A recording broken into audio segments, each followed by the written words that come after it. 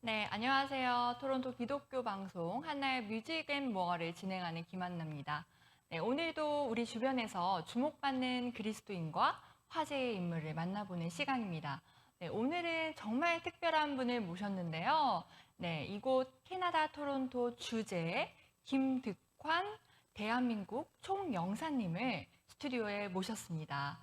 안녕하세요, 총영사님. 안녕하세요. 토론토 총영사 김덕환입니다. 김 교수님 네. 반갑습니다. 네, 정말 바쁘실 텐데 이렇게 네. 나와주셔서 너무 감사드립니다. 네, 제가 총영사님에 대한 간단한 소개를 해드리고 이야기 나누도록 하겠습니다. 네, 이곳 캐나다 토론토 대한민국 총영사관의 책임을 맡고 계시는 김득환 총영사님께서는 고려대학교 도거동문학과를 졸업하시고 외무고시를 통해서 1992년부터 지금까지 31년간 외교관으로 근무하고 계십니다. 이 기간 중에 해외 연수도 하셨는데요. 미국 오레곤 대학과 뉴욕 콜롬비아 대학, 독일 프라이부르크 대학에서 공부하셨습니다. 그리고 토론토에 오시기 전에 영국 대사관 공사 겸 총영사로 또 미국 워싱턴 DC 총영사로 근무하셨고 그 외에 독일 대사관, 세르비아 몬테네그로 대사관, 그리스 대사관, 크로아티아 대사관에서 근무하셨고 또 대한민국 외교부 부대변인을 역임하셨습니다. 제가 너무 이력이 네. 대단하셔서 소개를 하면서 심장이 좀 뛰었습니다. 네, 정말 청년들 중에 이렇게 총영사님처럼 외교관 직업을 동경하는 친구들도 많을 것 같고요. 또 이렇게 여러 나라 다니시면서 많은 나라 보고 또 경험하고 많은 분들 만나시는 것이 정말 부럽기도 합니다. 네, 어떠세요? 제가 말씀하신 것처럼 네, 지금 그 외교관 생활을 하면서 7개국에서 네. 이렇게 생활을 했습니다. 그래서 각 나라마다 고유한 문화도 있고 사람들 사는 모습이 다른데 네. 이런 다양한 체험을 할 수 있어서 저는 외교관으로서 크게 기쁘게 생각합니다. 네. 그래도 아무래도 여러 나라를 다니시는데 물론 즐거운 일도 많으시겠지만 어려움도 있으실 것 같은데요. 제가 너무 초반부터 어려운 질문을 드리나요? 네. 아닙니다. 여기 말씀하신 것처럼 네.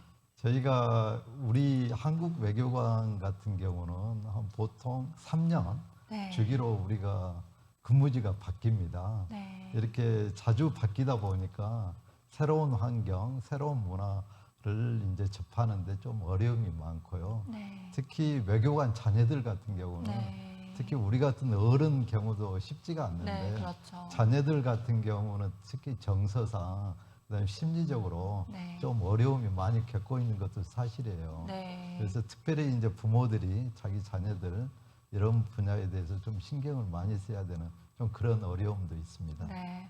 네, 듣고 보니 외교관 직업도 정말 쉽지 않은 부분이 있네요. 네, 이렇게 어려운 가운데에 있으실 때 혹시 어떻게 극복하시는 그런 비결이 있을까요? 저는 이제 신앙이 있는 게 참 좋은 것 같습니다. 네. 그러니까 매일매일 하나님과 동행하는 삶, 네. 그 삶을 통해서 제가 그좀 어려움이 있었던 것도 좀 극복할 수 있는 그런 네. 힘이 됐던 것 같아요. 네. 31년간 외교관으로 생활을 하셨는데, 총영사님은 외교관 직업이 적성에 좀 맞으셨나요? 저는 지금 31년째 되는데요. 네. 돌이켜 보면은 저는 천직이라고 이렇게 생각을 하고요. 네. 제가 사실 정말 제가 중학교 때 막연하게 네. 그 꿈이 뭘까 이렇게 생각을 했었는데 그 당시에 외교가 네. 해야겠다는 그런 꿈을 가졌어요. 네. 그래서 막상 외교관 생활을 해보니까 저하고 성격이나 기질도 네. 좀 잘 맞는 것 같습니다. 네. 제가 듣기로는 원래 수줍음이 좀 많은 성격이셨다고 들었는데 아닌가요? 맞습니다. 제가 사실 말은 네. 외교관 시작을 네, 네. 했었는데요. 네. 되게 제가 낯가림이 심하다 보니까 네. 대인관계 되게 어려움이 많았어요. 네. 근데 제가 한 외교부 들어와서 한 10년쯤 네. 됐을 거예요. 그때 제가 그 전에도 어렸을 때부터 이제 동네에 조그만 교회 가는 걸 좋아하기는 했었는데 네. 제 신앙적으로 이렇게 성장하고 했던 거는 외교부에 들어온 지 한 10년쯤 됐을 때인데요. 네. 그때부터 제가 영적 성장, 네. 영적인 의미야. 그다음 우리가 살고 있는 어떤 여기 물리적인, 물질적인 환경 속에서 어떻게 생활을 해야 되는지 제가 알게 됐어요, 사실은. 네. 그래서 우리가 마음에서 하나님, 예수님을 따르고 하는 거는 어떻게 보면 보이지 않는 부분이지만 네. 이게 영적인 성장이 중요한 것 같고요. 네. 근데 이게 하나님의 자녀가 되는 분들은 꼭 같이 해야 되는 게 우리가 살고 있는 이 환경에서 우리가 변화를 하기 위해서 많은 노력을 해줘야 됩니다. 그렇죠. 그게 이제 뭐 영의 열매를 맺는다고 네. 표현을 하는데요. 그러면서 제가 타고난 성격이나 기질도 그 많이 바뀐 것 같아요. 그래서 지금은 새로운 사람, 네. 새로운 문화 환경을 접하는 네. 게 너무 좋습니다. 그렇군요. 네. 정말 성격은 바꾸기가 어렵다고 하는데 이렇게 신앙의 힘으로 바꾸신 것을 들어보니까 정말 감동입니다. 네. 총영사님께서 벌써 토론토 오신 지 2년이 되어 가시는데요. 캐나다에 대한 느낌은 좀 어떠세요? 제가 많은 나라를 다니면서 보고 느끼고 했었는데요. 캐나다 와서는 일단 좀 포근하고 네. 좀 편안함을 느낍니다. 네. 그래서 여기 알고 봤더니 캐나다는 아직까지 국가라고 보기에는 좀 어려운 부분이 없지는 않아요. 네. 그렇지만 250개 민족이 굉장히 조화롭고 평화롭게 살고 있는 아주 보기 드문 그런 네. 나라이고요. 보통 이제 이런 나라를 보고 모자이크 그렇죠. 국가라고 이렇게 하고요. 네. 이웃 나라인 여기 미국과 비교를 많이 하는데 미국 네. 같은 경우는 멜팅팟이라고 해서 네. 각 민족 고유의 특색이 많이 사라져 있습니다. 네. 그러다 보니까 이제 인종 간의 이제 그 갈등 양상이 좀 많이 보이고 네. 있는 반면에 캐나다 같은 경우는 이렇게 각 민족 고유한 특색을 많이 가지고 있어요. 네. 그래서 앞으로 다가올 미래 시대는 이렇게 각 그 조그만 마을 단위 아니면 조그만 읍 단위 이런 대의 정치나 이런 게 굉장히 활발할 거 보이는데 그런 모델이 되는 게 저는 캐나다가 아닐까 그런 네. 걸 생각해 봅니다. 네, 그렇군요. 네, 올해가 대한민국과 캐나다 수교 60주년이 되는 해인데요. 네, 어떤 의미가 있을까요? 우리가 이제 캐나다하고 수교한 지는 말씀하신 것처럼 1963년에 했습니다. 네. 정식 외교 관계가 63년에 했는데 그래서 지금 2023년이어서 꼭 60주년이 네. 되는 굉장히 의미가 좀 있는 해입니다. 네. 그래서 지난해 우리 윤석열 대통령 네 분께서 네, 방문하셨죠. 이제 취임하신 이후에 네. 양자 나라로는 처음으로 캐나다를 네, 방문했었고요. 맞아요. 또 얼마 전에 우리 트리도 총리께서 네, 5월에. 5월에 이제 네. 서울에 이렇게 가셨는데 네. 지난해 이제 우리 대통령께서 오셔서 양 정상이 그 우리 양국 관계를 포괄적 동반자 관계로 조금 어렵습니다. 네, 어렵네요. 동반자 관계로 네. 승격을 시켰고 네. 그리고 이번에 트리도 총리께서 서울에 가셔서는 네. 또 의미 있는 MOU 양해 네. 각서를 체결을 했는데요. 네. 지금 아시다시피 전부 많은 분들이 이야기한 게 핵심 강물 네. 글로벌 공급망 문제를 많이 이야기하는데 네. 이와 관련해서 양국 협력을 좀 더 증진시키자 해서 MOU를 체결을 했고요. 또 한 네. 가지 굉장히 크게 의미가 있는 게 네. 워킹 할리데이 쿼터를 네. 그 연간 4,000명밖에 안 했는데 네. 그거를 대폭 3배로 늘려서 12,000명. 네, 3배나 늘렸군요. 네, 이렇게 네. 대폭 늘렸습니다. 네. 그리고 또 한 가지 의미 있는 거는 그 우리가 여기 와서 워킹 할리데이 비자로 와서 네. 일하는 시간이 주 25시간밖에 안 됐는데 네. 40시간으로 늘렸고요. 네. 그다음에 연령도 올 수 있는 게 그 30세였는데 35세로 늘려서 우리 젊은 친구들이 정말로 네. 내년부터는 캐나다에 많이 올 것으로 이렇게 기대가 됩니다. 그렇네요. 정말 많이 캐나다의 청년들이 워킹홀리데이로 오고 싶어 하고 또 지원하는 걸 알고 있는데 정말 많은 분들에게 좋은 기회가 될 것 같습니다. 네, 그리고 캐나다는 대한민국과 외교 관계에 있기 전에도 한국을 도와준 6.25 참전 파병국이죠. 네, 맞습니다. 제가 여기 이제 2년 조금 넘었는데요. 제가 여기 온타리오주, 제가 여기 주재하는 나라가 온타리오주인데 이제 좀 곳곳을 좀 많이 다니면서 제가 인상 깊게 봤던 게 어디 조그마한 마을을 가도 캐나다군이 참전했던 비를 이렇게 보면은 1차 대전, 2차 대전, 네. 그다음 우리 한국전 참전비가 있는 걸 보고 굉장히 좀 감회가 맞아요. 새로웠습니다. 네. 그래서 저희가 말씀하신 것처럼 한국전에 캐나다군이 거의 2만 7천 명을 이렇게 파병해 줬어요. 네. 그 당시에는 뭐 이렇게 뭐 항공편도 수송이 원활치 않는 그쵸. 상황이었고 그 당시에 제가 만났던 참전용사하고 이야기를 해보면 지금 거의 90이 넘으셨어요. 네. 이제 당시 파병했을 때는 18, 뭐 20 이런 분들이었어요. 네. 근데 이런 분들이 많이 이렇게 한국전에 파병해 준 것에 대해서 저희 한국 정부, 우리 국민은 절대 그 고마움을 네, 너무 잊지 않고요. 고맙죠. 네. 그래서 저희 총영사관에서 매년 보훈 행사를 크게 이렇게 하고 있습니다. 아, 그렇군요.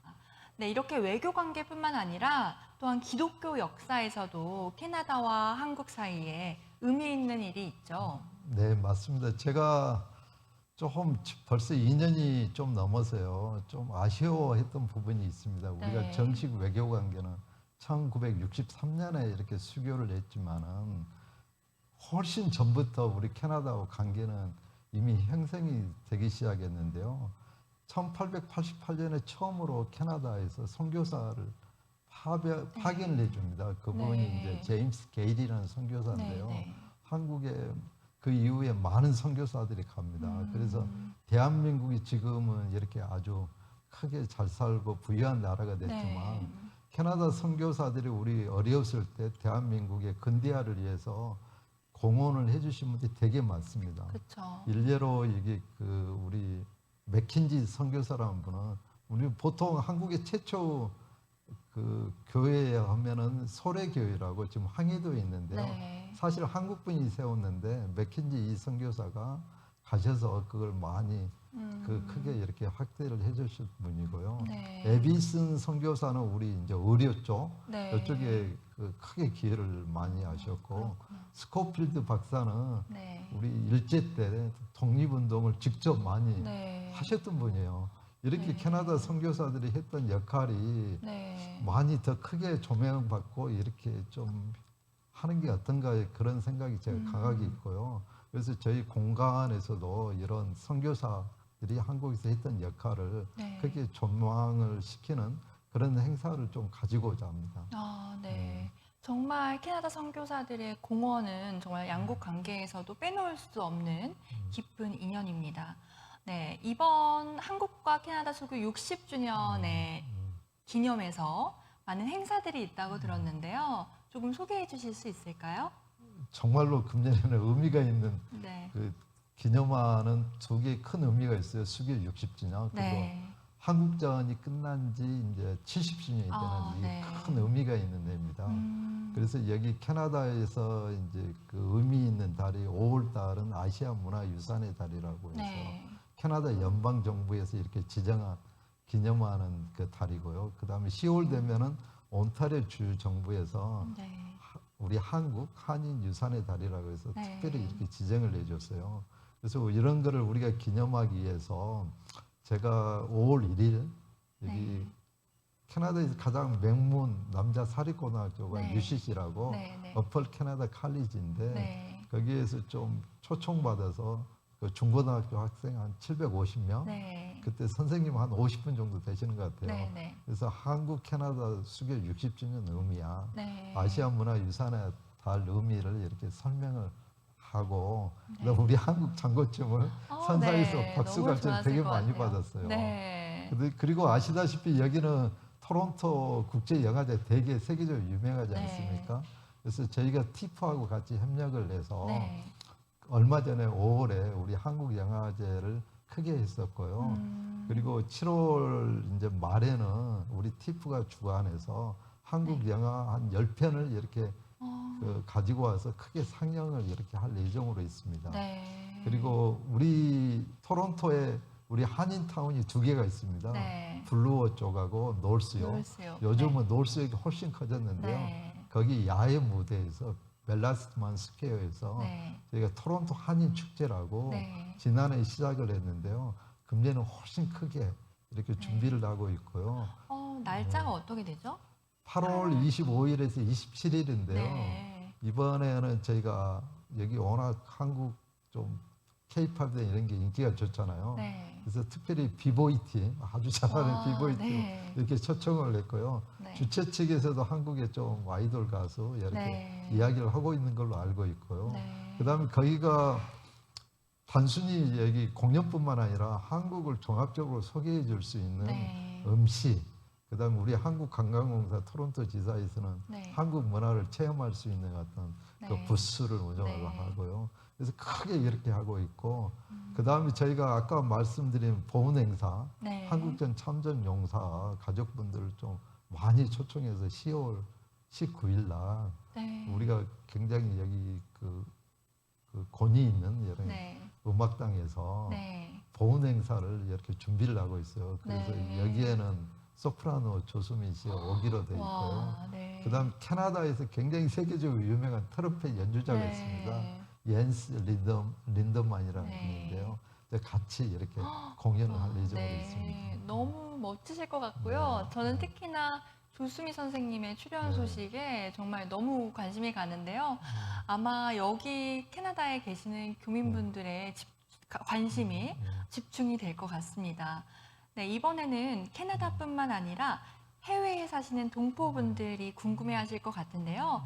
지난 6월 5일에 재외동포청이 새로 출범했는데요. 앞으로 어떤 역할을 하게 될지 말씀해 네. 주실까요? 말씀하신 것처럼 재동포청이 얼마 전 6월 네. 5일 출범했습니다. 그래서 본청은 인천에 있고요. 네. 그러니까 통합 민원 서비스 센터는 재동포 서비스 민원 센터는 서울 광화문에 네. 이게 각각 설치가 됐습니다.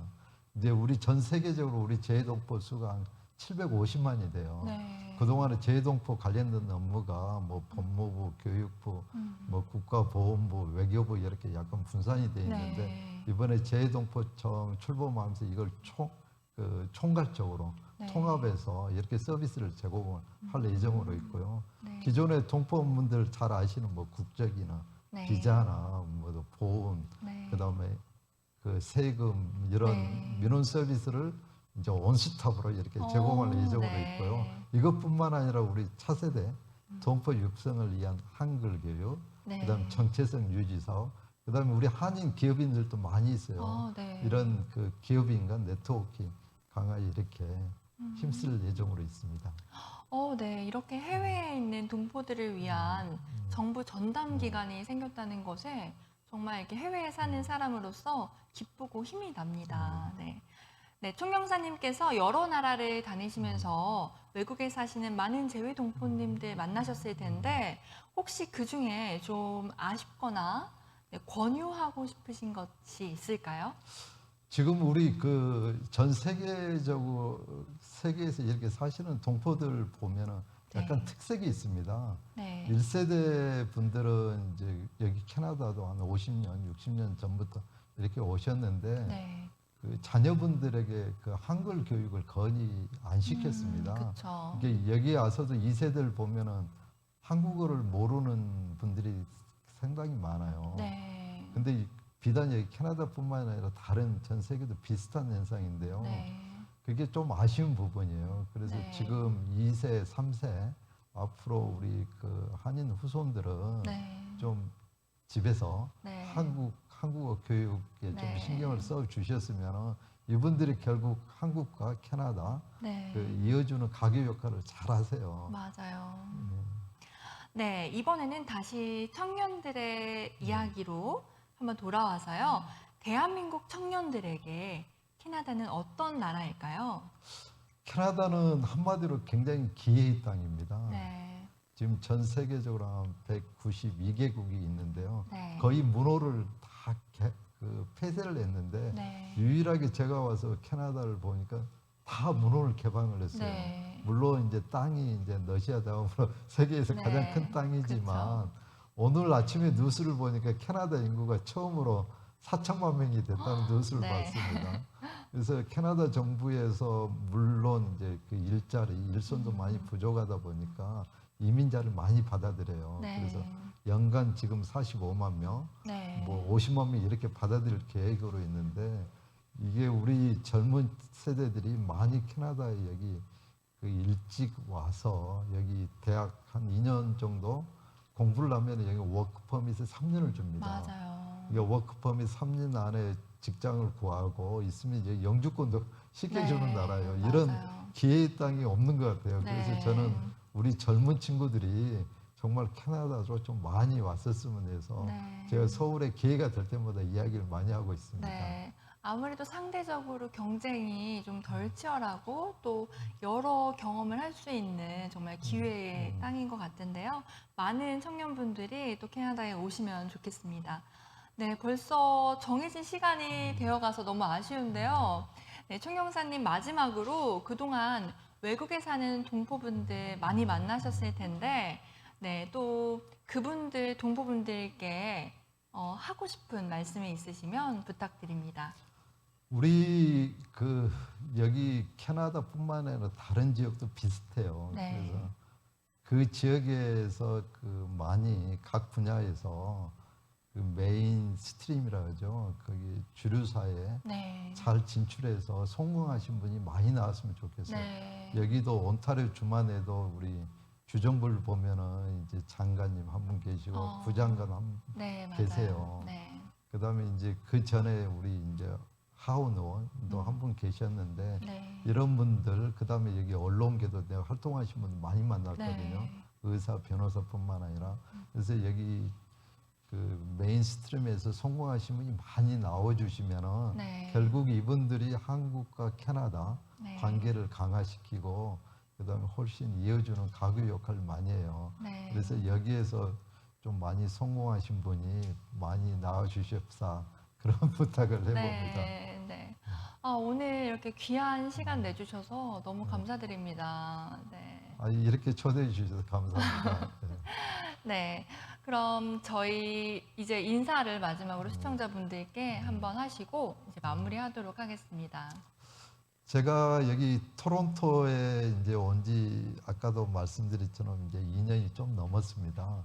제가 여기 오면서 뭘 할지 이렇게 생각을 했던 것들이 몇 가지가 있어요. 그 중에 하나가 한국과 캐나다 서로 양 국민이 서로를 바라보는 이런 이미지는 아주 좋은 것 같아요. 그렇죠. 근데 조금 깊게 들어가면은 조금 더 서로에 대해서 알았으면 좋겠다는 그런 네. 생각을 많이 했었어요. 네. 그래서 저희 총영사가 직원이 얼마 안 되지만 네. 지난해 정말 한 거의 50개 가까운 큰 네. 문화, 경제, 뭐 정무 행사를 했었습니다. 네. 근데 금년에는 말씀드린 것처럼 수교 60주년, 네. 그다음 정전 70주년이 돼서 저희가 금년에도 많이 이미 했고 앞으로도 많이 준비가 돼 있어서 네. 여기 계신 동포들뿐만 아니라 우리 여기 사시는 카네디언들도 네. 저희와 같이 이렇게 축하하고 기념하고 네. 이런 좋은 기회가 많이 있었으면 좋겠습니다. 네. 감사합니다. 오늘도 이후에 또 행사에 가셔야 된다고 들었는데요. 네, 저희 캐나다 한국 수교 60주년 행사에 네, 많이 관심 가져주시기를 바라겠습니다. 네, 지금까지 시청해주신 분들 감사드립니다. 저는 다음 시간에 찾아뵙도록 하겠습니다. 감사합니다.